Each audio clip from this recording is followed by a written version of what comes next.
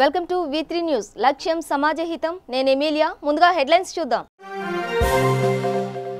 తెలంగాణలో రేపు జరిగే ఎన్నికలకు సర్వం సిద్ధం చేసిన అధికారులు. నిజామాబాద్ పార్లమెంట్ ఎన్నికలపై ప్రత్యేక శ్రద్ధ పెట్టిన ఈసీ.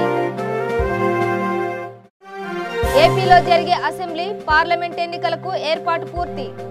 దొంగ ఓట్లు వేసే వారికి 3 సంవత్సరాలు జైలు శిక్ష ఖాయమన్న ఎన్నికల అధికారి ద్వివేది. ఓటర్ ప్రయాణికులకు ప్రత్యేక రైళ్లు ఏర్పాటు చేసిన దక్షిణ మధ్య రైల్వే. భారీ ఛార్జీలతో ప్రయాణికులను దోచుకుంటున్న ప్రైవేట్ బస్సుల యజమానులు.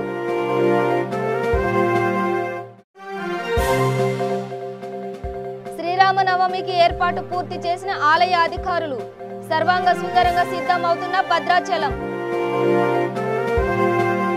ఇక వివరాల్లోకి వెళితే, ఇండియా తమ దేశంపై ఏప్రిల్ 16 నుంచి 20 మధ్య మరోసారి దాడి చేసేందుకు సిద్ధంగా ఉందని, ఎన్నికల్లో లబ్ధిని పొందేందుకు బీజేపీ ప్రభుత్వం ప్లాన్ చేస్తోందని పాకిస్తాన్ విదేశాంగ శాఖ మంత్రి షా మహమ్మద్ ఖురేషీ ఆరోపించడంపై ఇండియా మండిపడింది.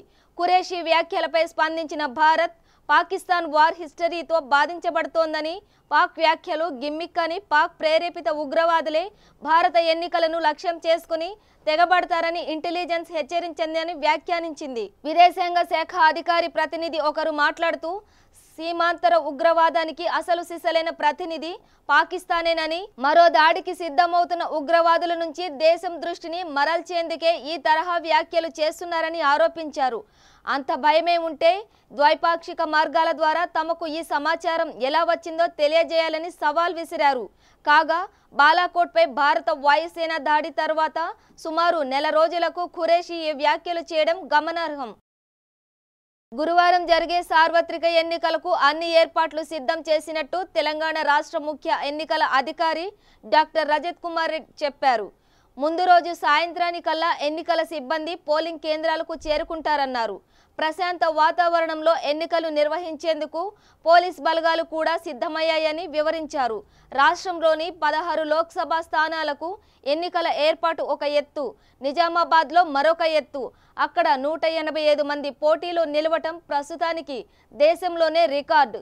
ప్రతిష్టాత్మకంగా తీసుకుని ఈవీఎంల ద్వారా ఎన్నిక నిర్వహిస్తున్నాం. హెలికాప్టర్ సిద్ధం చేశాం. వందల సంఖ్యలో ఈవీఎం ఇంజనీర్లు కూడా అందుబాటులో ఉన్నారు.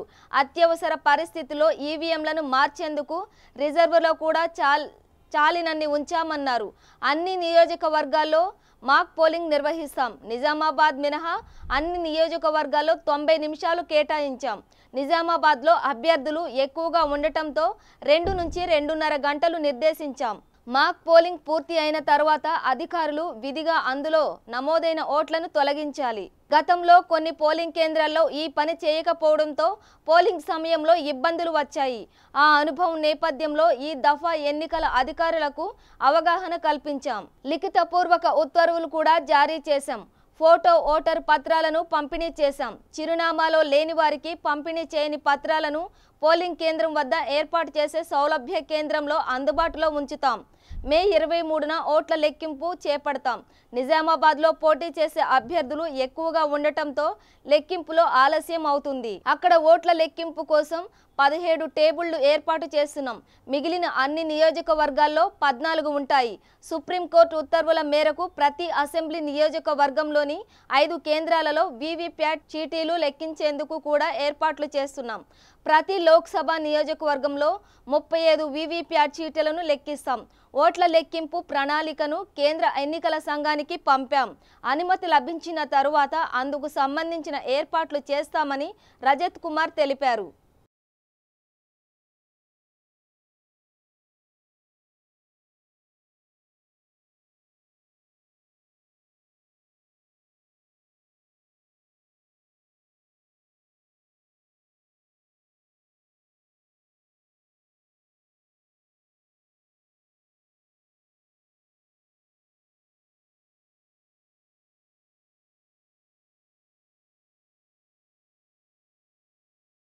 పోలింగ్ సమయంలో బోగస్ ఓట్లు, దొంగ ఓట్లు, రెండో ఓటు వేసిన చట్ట ప్రకారం 3 ఏళ్లు జైలు శిక్ష ఖాయమని ఆంధ్రప్రదేశ్ రాష్ట్ర ఎన్నికల ప్రధానాధికారి గోపాలకృష్ణ ద్వివేది హెచ్చరించారు. నియోజకవర్గాల్లో అభ్యర్థులు మినహా రాజకీయ పార్టీలకు చెందిన స్థానికేతరులెవ్వరూ ఉండకూడదని స్పష్టం చేశారు. మంగళవారం సచివాలయంలో ఆయన మాట్లాడుతూ రాష్ట్రంలో లోక్సభ, అసెంబ్లీ ఎన్నికల నిర్వహణకు అన్ని ఏర్పాట్లు పూర్తి చేశామన్నారు.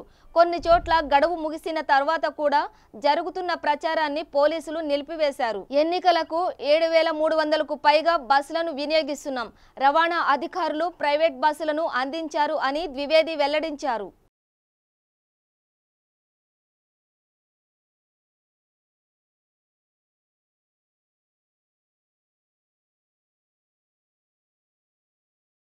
ఓటు వేసేందుకు తమ గ్రామాలకు వెళ్లి వచ్చే వారి కోసం రైల్వే శాఖ ప్రత్యేక ఏర్పాట్లు చేసింది. ఈ రోజు నుంచి 15వ తేదీ వరకు సికింద్రాబాద్, విజయవాడ మధ్య ప్రత్యేక రైళ్ల ఏర్పాటు చేసినట్లు డిఆర్ఎం ధనుంజయులు తెలిపారు. సాధారణ బోగీలతో నడిచే జన్ సాధారణ రైళ్లను ఏర్పాటు చేశారు. ప్రతిరోజు మధ్యాహ్నం 12 గంటలకు సికింద్రాబాద్ నుంచి విజయవాడకు ఈ రైళ్లు బయలుదేరతాయి. విజయవాడ నుంచి రాత్రి 8:25 ఈ రైళ్లు తిరిగి బయలుదేరి సికింద్రాబాద్ వస్తాయి. కాగా ఎల్లుండి రాత్రి 7:30 నర్సాపూర్ నుంచి సికింద్రాబాద్కు ప్రత్యేక ఎక్స్ప్రెస్ రైలును రైల్వే శాఖ నడపనుంది. ప్రత్యేక రైళ్లలో ముందస్తు రిజర్వేషన్ సదుపాయం ఉన్నట్టు తెలిపింది.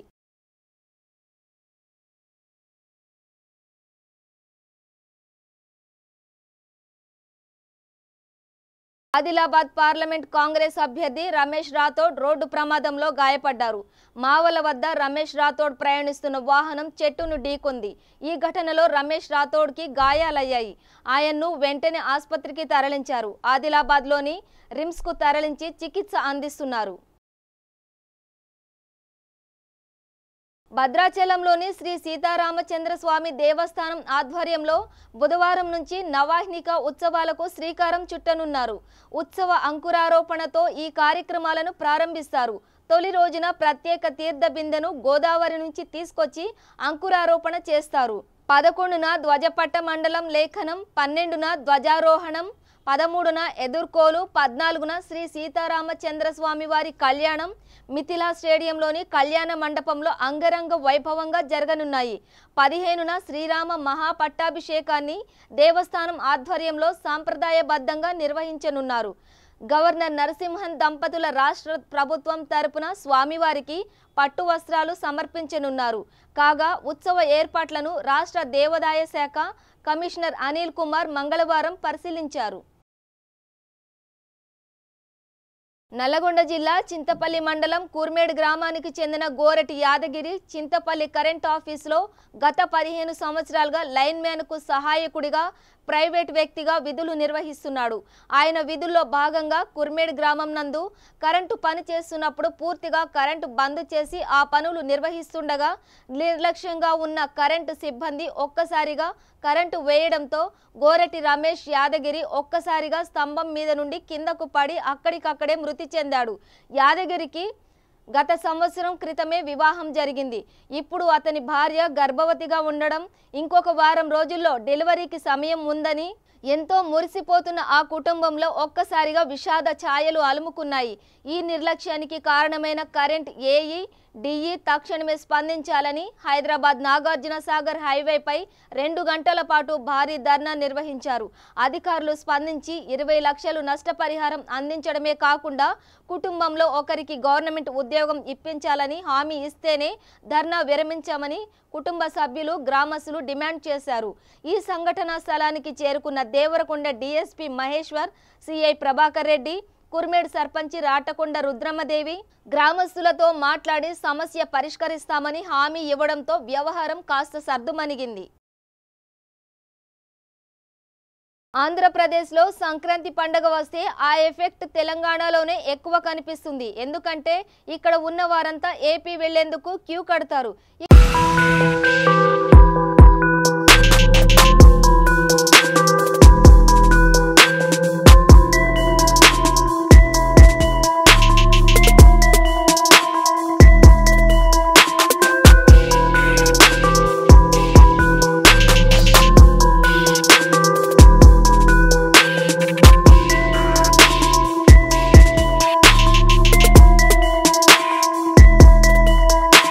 ఇక ఆ టైంలో బస్సులు, రైళ్లు, ఫ్లైట్స్ ఇలా ఏ టికెట్ కూడా దొరకదు.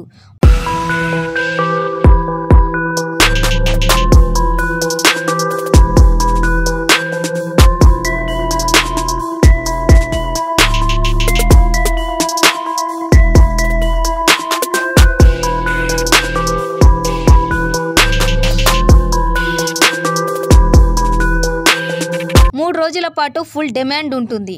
అయితే సంక్రాంతి పండుగ వెళ్ళి 3 నెలలు గడుస్తున్నా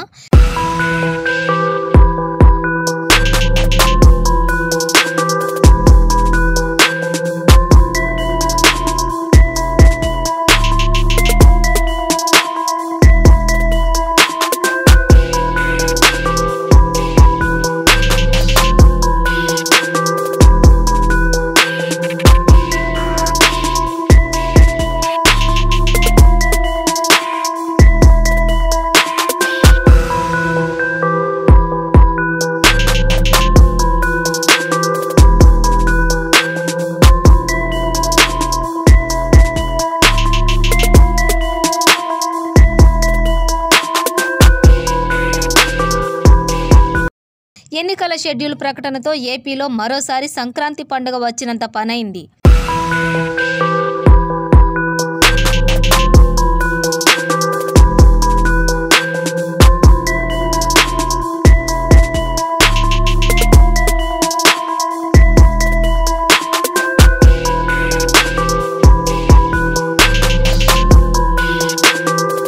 ఎందుకంటే ఇప్పుడు ఏపీలో ఎన్నికలు జరగనున్న 11వ తేదీన బస్సు టికెట్ దొరకడం లేదు. ఏపీఎస్ఆర్టీసీలో ప్రస్తుతం. దీంతో ఇప్పటికే తెలంగాణలో ఉన్న సీమాంధ్ర ఓటర్లంతా తాము ఓటు హక్కును వినియోగించుకునేందుకు ఏపీ క్యూ కట్టారు.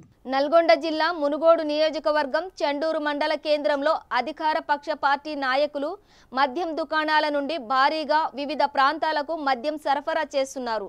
టీఆర్ఎస్ నాయకులు దగ్గర ఉండి బస్తాలలో వాహనాల మీద పంపిణీ చేయిస్తున్నారు. V3 news special focus.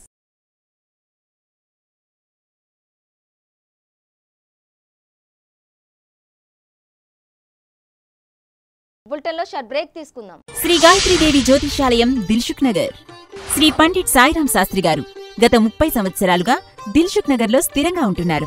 మీరు చేస్తున్న ప్రయత్నాలు విఫలమగుట, కార్యక్రమాలయందు ఆలస్యం, అనుకోని చిక్కులు, వివాహ ప్రయత్నం ముందుకు సాగక వివాహ ఆలస్యం, ఉద్యోగం, ఆరోగ్యం, దాంపత్యం, సంతానయోగం, విదేశీయానం, భూ వివాదములు మరియు వ్యాపారాదులలో సమస్యలకు జ్యోతిష్యపరమైన పరిష్కారమునకై పుట్టిన తేదీ, బొటనవేలి ముద్ర, హస్తరేఖలు, జాతకం చూసి వివరముగా జ్యోతిష్యం చెప్పగలరు.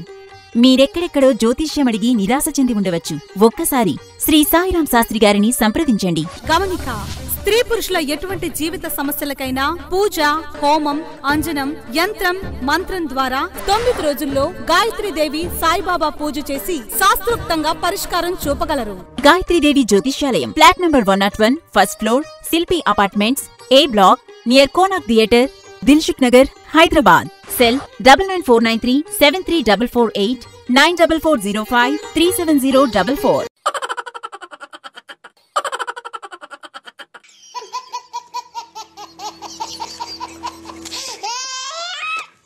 గిలిగిలిగా ప్రతిరోజు ఉదయం 11 గంటలకు, తిరిగి రాత్రి 9:30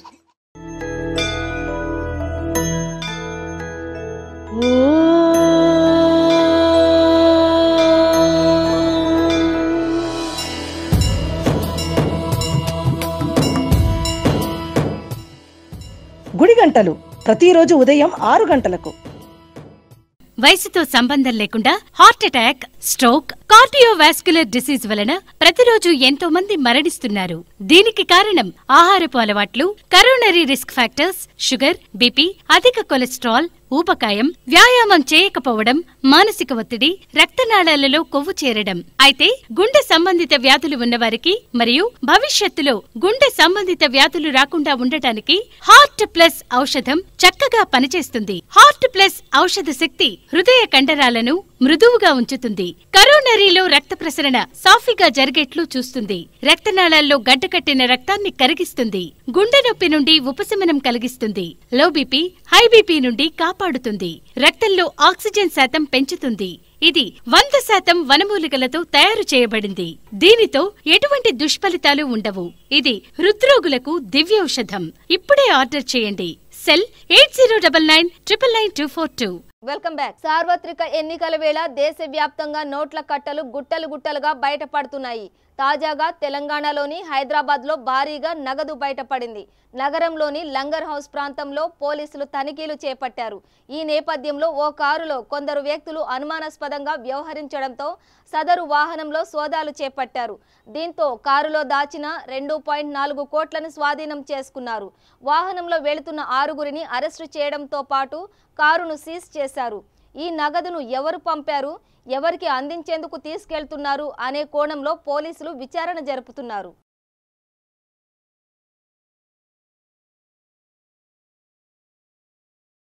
హైదరాబాద్ ఇప్పుడు ఒక సిటీ మాత్రమే కాదు, ఒక బ్రాండ్. ప్రత్యేక చరిత్రకు, ప్రత్యేక నిర్మాణాలకు, తనవైన రుచులకు, అభివృద్ధికి మహానగరం ఓ ముద్ర. ఇప్పుడు ఈ ముద్రకు ఓ మచ్చలా మారింది ప్లాస్టిక్. ఇప్పుడు హైదరాబాద్ ముందున్న ప్రధాన సవాళ్లలో ప్లాస్టిక్ ఒకటి. ప్లాస్టిక్ పై V3 news special focus. Plastic మన నిత్య జీవితంలో భాగమైపోయింది. బకెట్లు, డబ్బాలు, సంచులు, ఇలా ఇంట్లో ఏ మూల చూసినా ఖచ్చితంగా ఏదో ఒక రూపంలో ప్లాస్టిక్ కనిపిస్తూనే ఉంటుంది. అయితే ప్లాస్టిక్ వస్తువుల కన్నా ప్లాస్టిక్ సంచుల వాడకమే ప్రమాదం. పలుచగా ఉండే ఈ ప్లాస్టిక్ సంచులను అతిగా వాడి ఎక్కడ పడితే అక్కడ పడేయడం, వీటిని రీసైకిల్ చేసే అవకాశం లేకపోవడం వల్ల భవిష్యత్తులో పెను ప్రమాదమే ఎదురవుతుందని పర్యావరణ హితులు భయపడుతున్నారు. ప్లాస్టిక్ అనే పదం ప్లాస్టికో అనే గ్రీకు పదం నుంచి పుట్టింది. దీనిని మొదటిసారి అలెగ్జాండర్ పార్క్స్ అనే బ్రిటిష్ శాస్త్రవేత్త తయారు చేశాడు. దీనిని క్రూడ్ ఆయిల్తో తయారు చేస్తారు, అంటే ముడి చమురు అన్నమాట.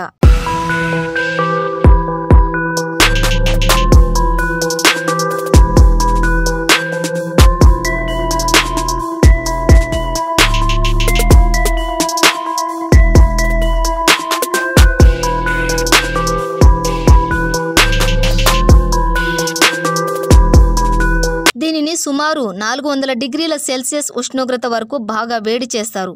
అందులో దొరికే నాఫ్తా అనే పదార్థాన్ని తిరిగి 800 డిగ్రీల వరకు వేడి చేసి తరువాత మళ్ళీ 200 డిగ్రీల ఉష్ణోగ్రత వరకు చల్లారుస్తారు.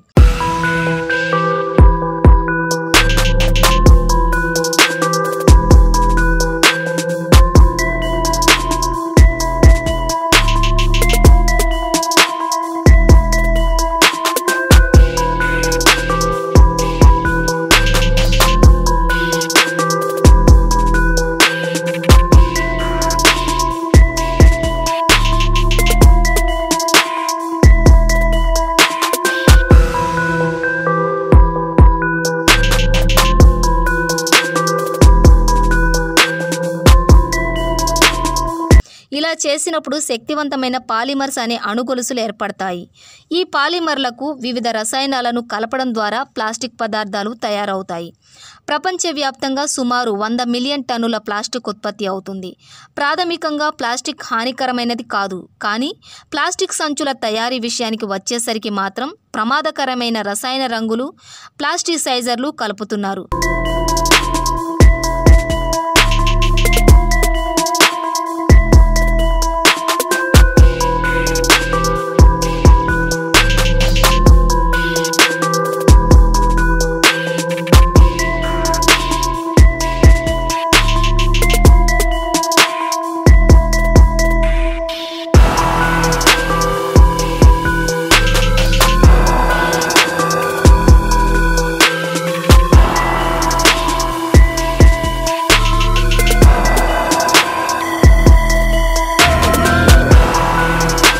రసాయన రంగుల్లో ఆరోగ్యానికి హాని చేసే కాడ్మియం, సీసం వంటివి ఉన్నాయి. ఇవి భూమిలో కలిసిపోవు సరికదా, భూసారాన్ని కూడా నాశనం చేస్తాయి. వాటిని జంతువులు అనారోగ్యాల బారిన పడుతున్నాయి. ప్రతి ఏడాది 2 మిలియన్ పక్షులు, సముద్ర జీవులు కేవలం ప్లాస్టిక్ సంచుల వల్లే చనిపోతున్నాయి. అందుకే ప్లాస్టిక్ సంచుల వినియోగాన్ని పూర్తిగా నిషేధించడం మంచిది. వాటి స్థానంలో జనపనార సంచులు వాడకాన్ని పెంచాలి.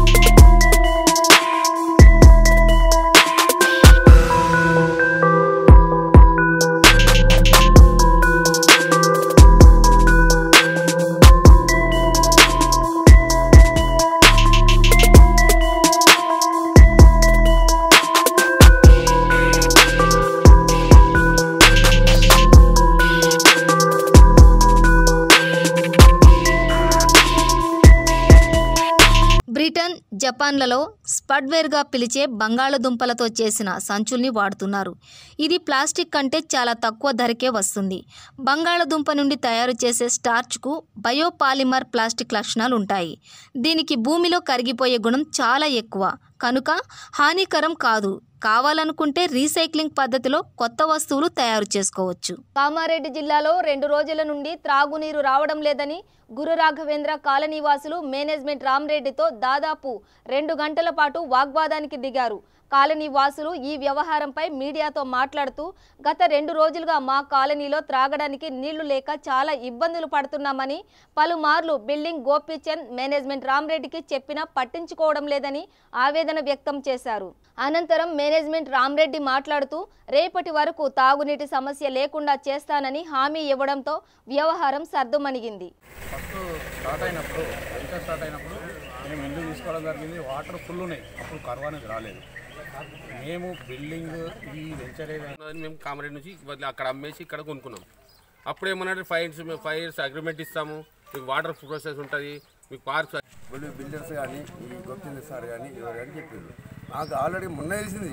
మీకు 5 years అని కాదు 20 years అని ప్రజెంట్ ఉన్న సర్పంచ్ గారు చెప్పారు. సంచలన దర్శకుడు రామ్ గోపాల్ వర్మ నటుడిగా మారబోతున్నాడు. మొట్టమొదటిసారిగా కోబ్రా అనే సినిమాలో వర్మ ఇంటెలిజెన్స్ ఆఫీసర్ పాత్రలో నటించబోతున్నారు. RGV gun shot productions banner పై డిపిఆర్ నిర్మిస్తున్న ఈ సినిమాను వర్మ, అగస్య, మంజులు కలిసి డైరెక్ట్ చేస్తున్నారు. ఈ సినిమాకు సంబంధించిన ఫస్ట్ లుక్ పోస్టర్ను నేడు వర్మ పుట్టినరోజు సందర్భంగా విడుదల చేశారు. ఈ సందర్భంగా వర్మ మాట్లాడుతూ, బర్త్డే అంటే నాకు చాలా చిరాకు. 1 సంవత్సరం చావుకు దగ్గరవుతున్నామనిపిస్తుంటుంది. మనం పుట్టిన తర్వాత ఏదో ఒకటి సాధిస్తే అది సెలబ్రేట్ చేసుకుంటే ఎక్కువ అర్థం ఉంటుందనేది నా అభిప్రాయం. ఇంత చెబుతున్నా నేను ఈ సంవత్సరం పుట్టినరోజు ఎందుకు చేసుకుంటున్నానంటే, ఈ రోజు నటుడిగా పుట్టాను. కోబ్రా మూవీ స్క్రిప్ట్ రాస్తుంటే కొత్త రకమైన ఇంటెలిజెన్స్ ఆఫీసర్ పాత్రలో నేనే నటిస్తే బాగుంటుందనిపించింది. మరో ప్రత్యేకత ఏంటంటే, ఈ సినిమాతో ఆర్జీవి గన్ షాట్ ప్రొడక్షన్స్ నిర్మాణంలోకి అడుగు పెట్టబోతుంది. ఇక ఈ సినిమాకు ఇంకో స్పెషాలిటీ ఏంటంటే, నా కెరీర్లో క్షణక్షణం సినిమా మ్యూజిక్ పరంగా ఓ మైలురాయి. 29 ఏళ్ల తర్వాత మళ్ళీ నేను, కీరవాణి గారు కోబ్రా సినిమా కోసం కలిసి పనిచేస్తున్నాం. చాలా ఆనందంగా ఉంది అన్నారు. ఏ సినిమాకైనా బిజినెస్ కీలకం. విడుదలకు ముందే సినిమా హాట్ కేకులా అమ్ముడైపోతే నిర్మాత పంట పండినట్టే. మహేష్ బాబు లాంటి అగ్ర కథానాయకుల సినిమా వస్తోందంటే వ్యాపార వర్గాల్లో ఆసక్తి పెరిగిపోతుంది. ఇదివరకు ఎప్పుడూ వినని అంకెలు, చూడని రికార్డులు కళ్ల ముందు కనిపిస్తాయి. మహర్షి విషయంలోనూ అదే జరిగింది. మే 9న విడుదల కాబోతున్న చిత్రం ఇది. అయితే వ్యాపారం మాత్రం నెల రోజుల ముందే పూర్తయిపోయింది. డిజిటల్ శాటిలైట్ రూపంలో ఈ చిత్రానికి 47.5 కోట్లు వచ్చినట్టు ట్రేడ్ వర్గాలు లెక్కగడుతున్నాయి. తెలుగు శాటిలైట్ రూపంలో 14.5 కోట్లు తెచ్చుకున్న మహర్షి డిజిటల్ హక్కుల పరంగా మరో 11 కోట్లు సంపాదించింది. హిందీ డబ్బింగ్ శాటిలైట్ హక్కులు దాదాపు 20 కోట్లకు అమ్ముడయ్యాయి. ఆడియో హక్కులకు మరో 2 కోట్లు. ఓవర్సీస్ లో మహేష్ చిత్రాలకు మంచి గిరాకీ ఉంటుంది. అక్కడ మహర్షి 12.5 కోట్ల వరకు పలికిందని సమాచారం. ఆంధ్ర, సీడెడ్, నైజాం ఇలా ఏరియాల పరంగా కూడా ఈ సినిమాని ఇదివరకే అమ్మేశారు. మొత్తం మీద 140 కోట్ల లెక్క తేలుతోంది. మహేష్ కెరీర్లో ఇదో కొత్త రికార్డ్. వంశీ పైడిపల్లి దర్శకత్వం వహిస్తున్న ఈ చిత్రంలో పూజా హెగ్డే కథానాయిక, అల్లరి నరేష్ కీలక పాత్ర పోషిస్తున్నారు. అశ్విని దత్, దిల్ రాజు, పీవీపీ నిర్మాతలు. బులెటిన్ ముగించే ముందు హెడ్లైన్స్ మరోసారి.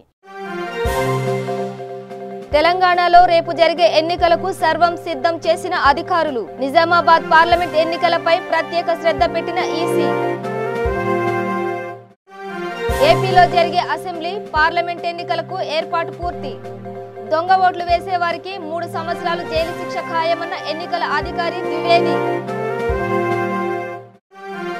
మోటార్ ప్రయాణికులకు ప్రత్యేక రైలు ఏర్పాటు చేసిన దక్షిణ మధ్య రైల్వే. భారీ ఛార్జీలతో ప్రయాణికులను దోచుకుంటున్న ప్రైవేట్ బస్సుల యజమానులు.